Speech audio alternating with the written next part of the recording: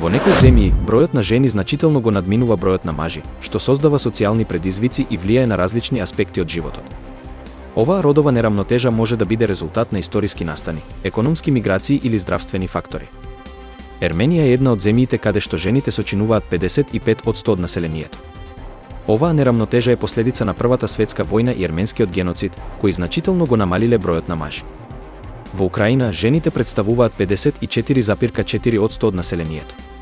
Тековниот конфликт со Русија дополнително ја влошува оваа состојба, зголемувајќи го бројот на машки жртви. Белорусија има 53,99% жени во својата популација. Загубите за време на Втората светска војна и економските тешкотии доведоа до миграција на млади мажи во странство, што придонесува за оваа нерамнотежа. Во Летонија, жените сочинуваат 53,57% од населението.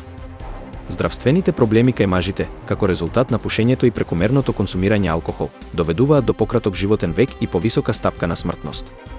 Русија има 53,55% жени во својата популација. Историските загуби за време на Втората светска војна и високата стапка на алкохолизам кај мажите придонесуваат за оваа родова нерамнотежа. Во Литванија, жените представуваат околу 53,02% од населението. Миграцијата на млади мажи во потрага по подобри економски можности во странство дополнително ја зголемува оваа разлика.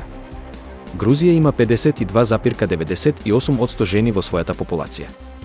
Економските проблеми принудуваат многу мажи да емигрираат, оставајќи поголем процент на жени во земјата.